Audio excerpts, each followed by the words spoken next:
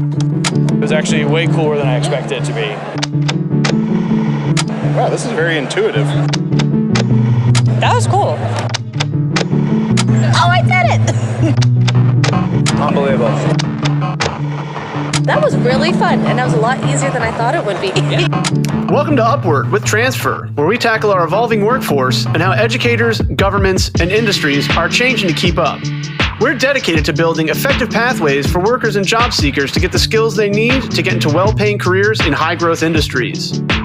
Our part in that is designing and distributing hands-on simulations that learners can use to explore new career options and develop core skills before entering an in-person vocational training program. Transfr simulations augment human educators, broadening their range of classroom possibilities without expensive facilities build-outs or specialized equipment.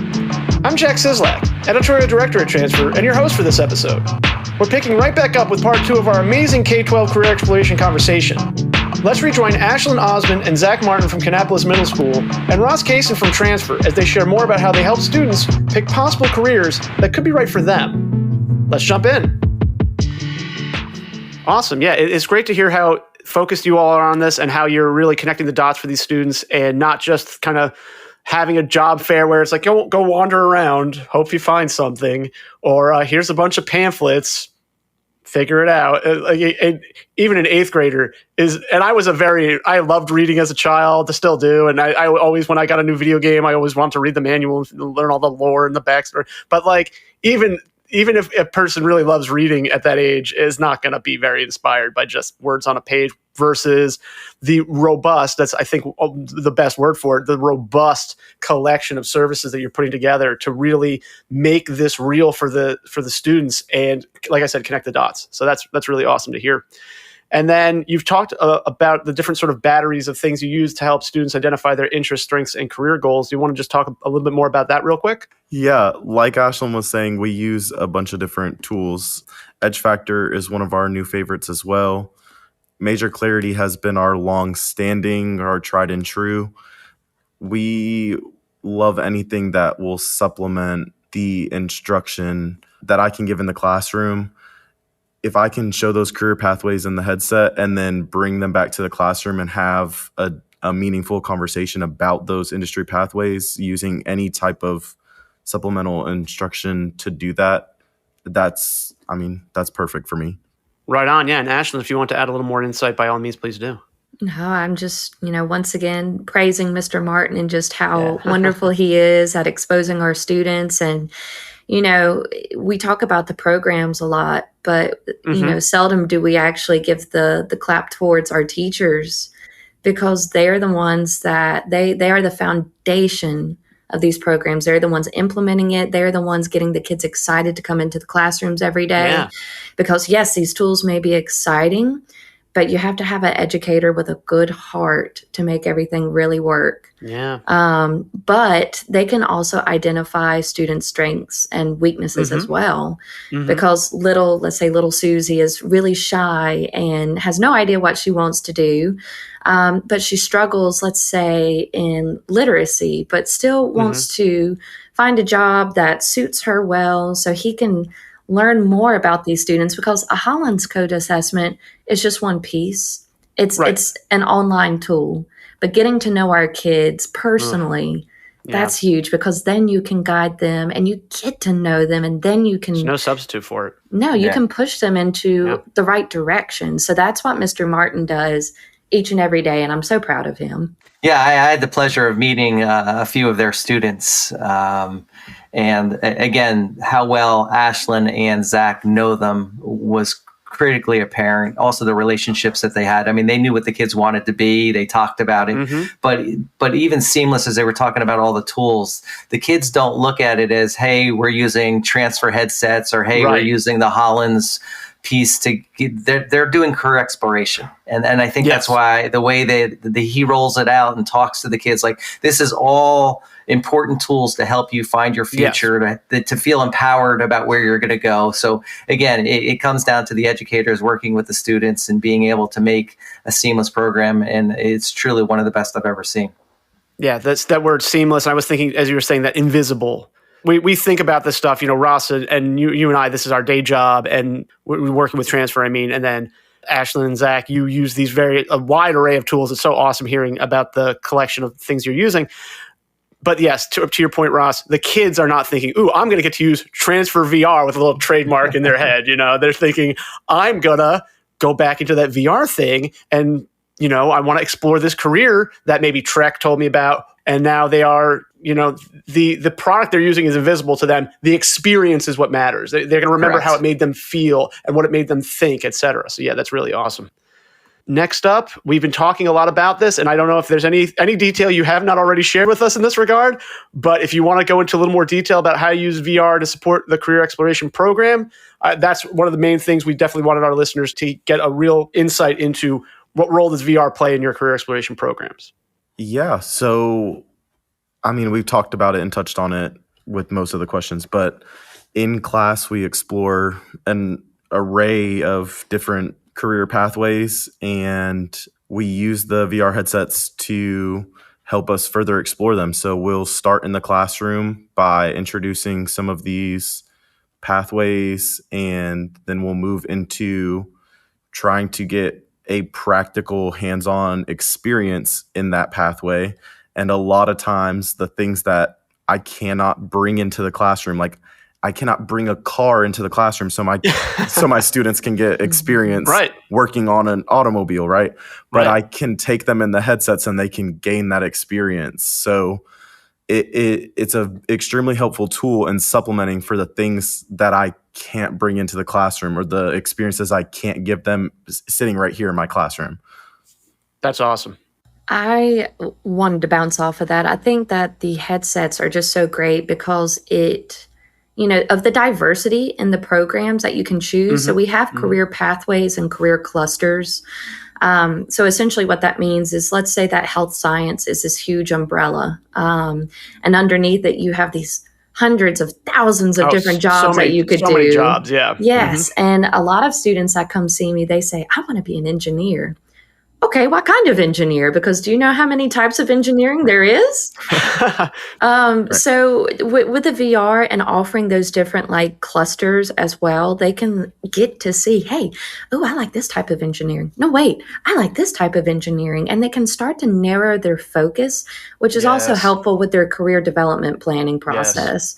Another thing is that a lot of our students, and I'm picking on engineering right now, they're like, ooh, I want to be an engineer. But then they don't realize, oh no, there's a lot of math and science that goes along with this one. Yeah, and it's the whole thing basically. Oh yeah. And it might not be their strong suit, but that's okay. There are still different areas. So one thing that they can see, and especially the VR, so you have electrical engineering, for example, that's going to be very math and science heavy, like very heavy in math.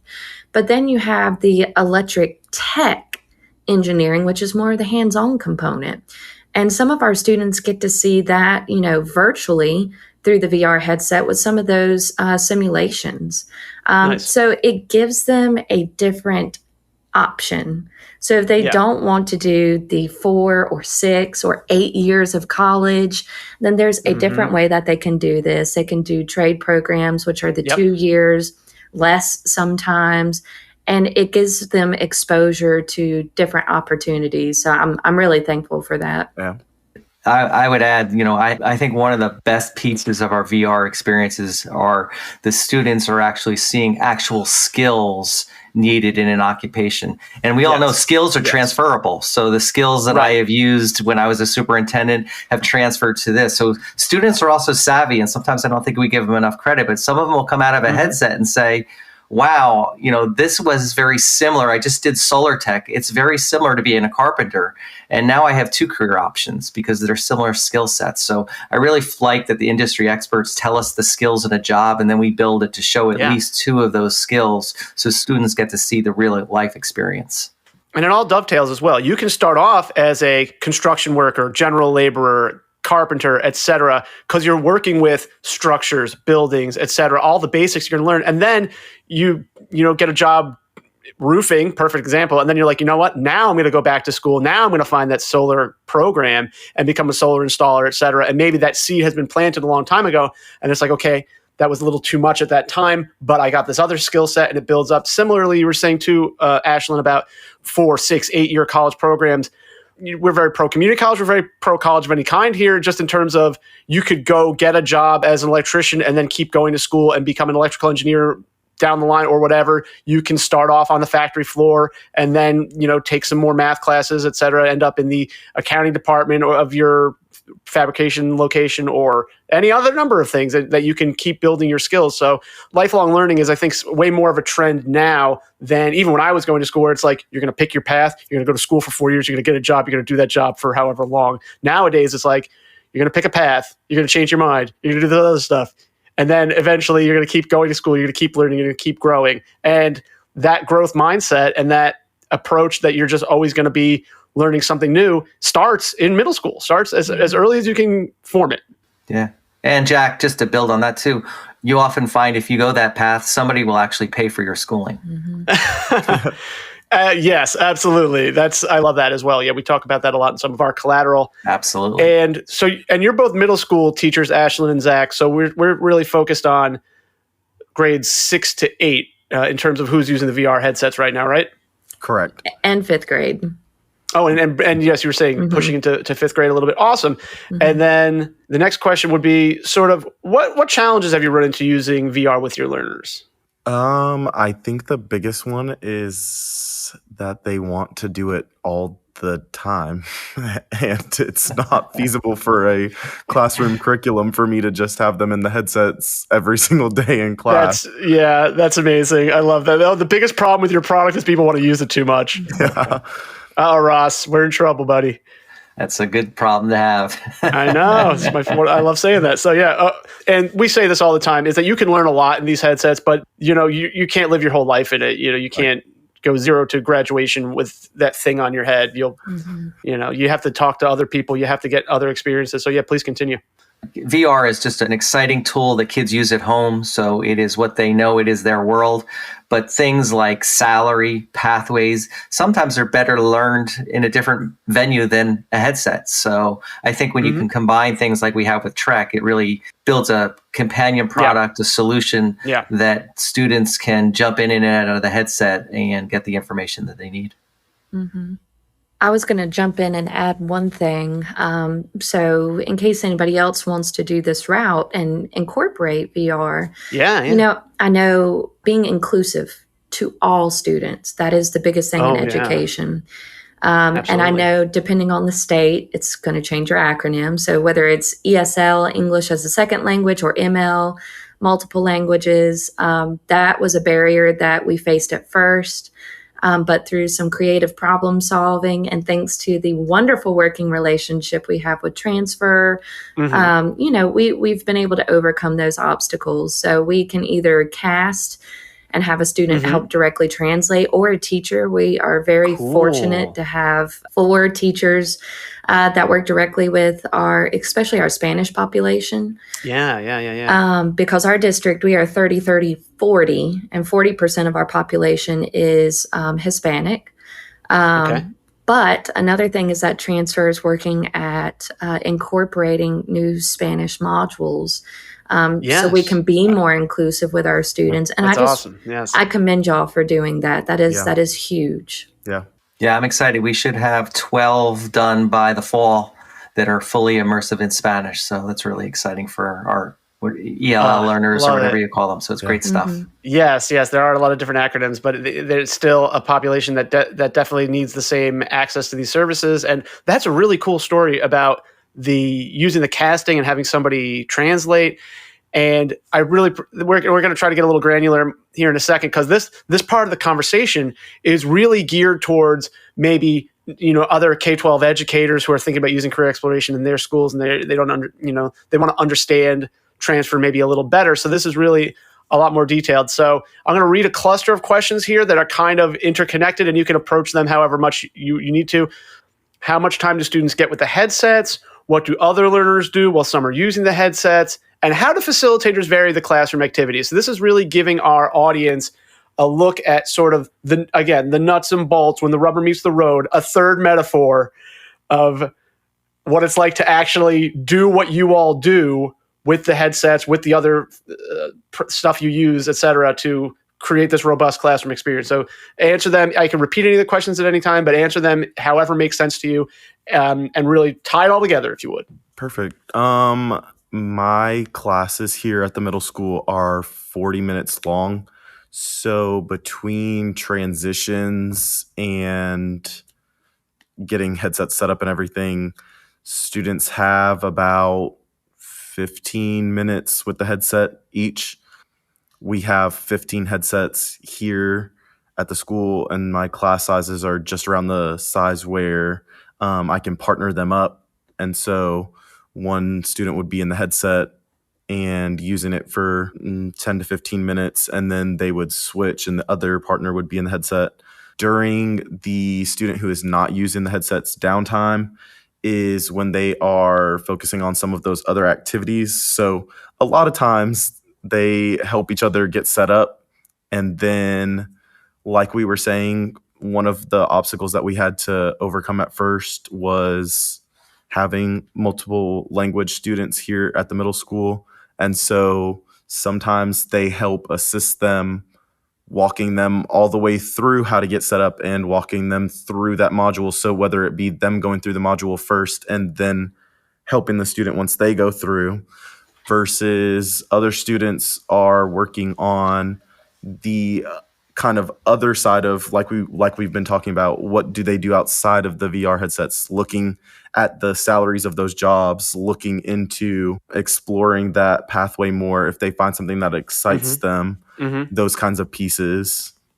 Cool. So yes, I really love this collaborative aspect too of students helping each other. And then if one person is using the VR headset and the other person is like, okay, you're good, you're set up there, I have like 10 more minutes right here, I'm just going to Google or use one of these other services to be like, oh, okay, that's what I can expect. Okay, that makes sense. And this is how much I'll make after this much time. And okay, this is the career pathway, et cetera. So that all sounds reasonable. I can go, put that in my little career plan pocket and think about doing that down the road. Yeah. I was going to bounce off of that with differentiation between these lessons. So Zach will either do open-ended to where the students can explore those based on their Holland's Code assessment, or he can assign them because, just because you took a quiz doesn't mean that you're necessarily fit for these top 5. You may be missing out on something you really like.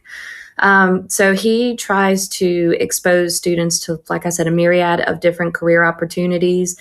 And we will typically print out worksheets from either cfnc.org or nccareers.org or even Major Clarity. And talking about those salaries and whatnot. So one student will be working on a worksheet looking at, hey, how much educational experience do I need? What are the personal skills? What are the soft skills I need to have for this job? What abilities do I need to have? And looking at some of the pros and cons. And that way, when they flip to the headset, then they get that hands-on experience as to what they just read about. So these programs really just go hand in hand, and it's wonderful. And I want to say, like, for educators who are thinking about exploring this more, it's not an either or situation. Like Ashlyn was saying, I do both in my classroom. Towards the beginning of the semester, I do a lot of introducing them to careers because they're middle schoolers. They don't know what they like. They might have something in their head that they think that they like, and it's not the reality of the situation. So at the first part of the semester, I do a lot of the grunt work on introducing them to a lot of careers and assigning, like, hey, this is the one we're going to do today. Everybody's going to get this experience, versus later into the semesters when we can kind of start branching off and being like, okay, which fields you are liking exploring, what's getting you excited, go explore into that field. And then we can come back together and have those conversations. And I can post assignments. Okay, what did you do in the headset today? Where did you explore? Tell me about that career field. Go and research about that career field and come back and tell me about it. Those types of things. Right on. Well, look, we're barreling towards the end here. I just had two kind of very interconnected final questions for you both, Ashlyn and Zach, which would be if you could just paint for our audience a little bit of some of the successes and highlights you've had of using especially the VR headsets in the classroom. And if there's any specific, we've had examples in the past of sort of specific students who've really had a dramatic effect on their lives for these simulations and VR. Yeah, if you have any inspiring stories like that, I know we'd really love to leave our audience with that before we all say goodbye. One experience that sticks out to me from last year was at the beginning of the year, I asked my students to kind of, choose a career and create a poster based off of it. They were doing a research project and the careers were kind of all over the place, versus we mimicked that project later on, and a lot of the careers were in the CTE field. And as a CTE teacher, that was extremely exciting to me, especially because when you see a student say something like, "Oh, I'm super excited about welding," and that we have a welding program at our high school where you can graduate being certified. That's the type of stuff that gets me super excited for those students. No, I can feel that. Yeah, that's awesome. And you just, you can hand somebody off to the high school and be like, "Hey, we did all we could here, and fingers crossed." And there's a path to success there. That's awesome. And how about you, Ashlyn? Oh gosh, where do I start? I know one thing, talking about reaching out to our 5th grade students and getting them started earlier. That's one of my responsibilities as career development coordinator is reaching out to our 5th grade population. So we have taken the headsets on one of their project-based learning days. It's like a half day. And the students have been focusing more on career readiness and awareness. So by letting the kids explore a lot of these headsets and the simulations that are inside of it, then they can start thinking about, okay, when I go to the middle school, which classes do I get to sign up for? Because that's a first for them. True. Yeah, in elementary school, they just do all of it. And in middle school, they finally get to be big kids and they get to start exploring ones that they want to do. Yes. What was that, Ross? Something choice? I said kids get to have voice and choice, which really empowers them. Okay, that's definitely like something educators say. Okay, cool. Yeah. So that helps our teachers because then they get into a pathway that is best for them. And like I said, we're just getting them on track sooner. Another thing is that, once again, students, I have one in particular that is not necessarily a high flyer in school, can be lazy. Sweet student, so sweet, just lacks that ambition. And, this is when I was pushing the headsets earlier last year before Mr. Martin really took over using all of them. This student decided he wanted to do welding. Cool. And really loved, the opportunity of going inside. He's like, this is the coolest thing ever. And now he has started his journey at the high school, and he's actually entering the welding program. So seeing that, that's so cool. The VR headsets is what ignited that passion, got him excited, and here he is. Now he's on his way. So that's huge. That's what we're here for as educators. Yeah. Yeah, I had a similar experience a couple of weeks ago in a middle school, and we all know students. I'll call him Ross. He got in, and I was trying to have him do an interest inventory, and he folded his arms and was like, I'm not doing that. And so I walked over and I put him into a headset, and he did it, and he became alive. He was up and moving. He was excited. I heard him say he would probably never admit it, like, "Oh man, this is so cool." He took off the headset and he's like, "I'm doing another." And I said, "Well, first you're going to do the interest inventory." But now he did it, and he was excited to see if it matched the sim that he liked, which was a construction one. And he was like, "Wow, this is a job I can do." So, his whole day in a matter of minutes was turned around because he came in with such a poor attitude and says, "I'm not doing this," to, "Can I do some more?" So it's often is that, as Ashlyn said, is that spark that really changes something for a student. Yeah. Well, and a lot of times, what we have been trained to see as laziness, as a poor attitude, et cetera, is a disconnect between seeing the value in something and wanting to do it. And Ross, I think that was a really great example. And Ashlyn, it's so awesome to hear that you managed to connect this person with a meaningful career path. And then you're actually seeing the fly, baby bird, fly. You're seeing them go off into the high school. This could not be a better capper to the conversation. If anybody has any final thoughts, please go ahead and share them now. Otherwise, we will say our goodbyes and say goodbye to our audience. And everybody, just thank you so much for your time. No, I just want to take a minute and thank Ashlyn and Zach, and not just for being part of this podcast, but for the work that they do with the students. Again, I had the privilege of meeting their students. They are ready for their future. They are empowered. Aww. They have great connections with them. So awesome educators, and it's a wonderful to partner with them. And, just to kind of give back a compliment, so often, educators, we pay for a product, we receive the product, that's it. Mm-hmm. And we are so thankful for the relationship that Transfr provides because you guys are there 24/7. You guys are the ones that are helping us make our programs better. You're helping us connect with our students in an age where education is drastically changing. So thank you for giving us another way to reconnect to our students, to, reignite that spark, that excitement, and getting them back into, the classroom and wanting to learn more about something. So we thank you guys very much. No, that's awesome. And how about you, Zach? Anything? I'll just echo that. I mean, we love our working relationship with Transfr. Anytime that I've ever had any questions, comments, concerns about the headsets, it has been received, taken seriously. We talked about it earlier in the episode. I had very serious concerns last year about my students, my Spanish-speaking students, not being able to access headsets. And now we've got 12, I think you said 12 new modules coming out in Spanish. I just appreciate our working relationship so much. I've always been heard. That's my awesome. Comments and questions have always been answered. That's awesome. No, we again, Ross and I, we work for Transfr. So we're, we can't be objective in some cases, but to hear what you're saying, that you feel this way about how our relationship is, and I love that word. It is a relationship. We're not just like, here's the headset, good luck with it. People are here. Ross, dedicated educator for a very long time. I have an education background a little bit from my early career. Other people, there's so many educators at this company. That's why we do this. We really want to make an impact. And to hear that we're doing that, I'm going to feel that warm feeling all day. So thanks so much for that. And thanks so much, all of you, for being here.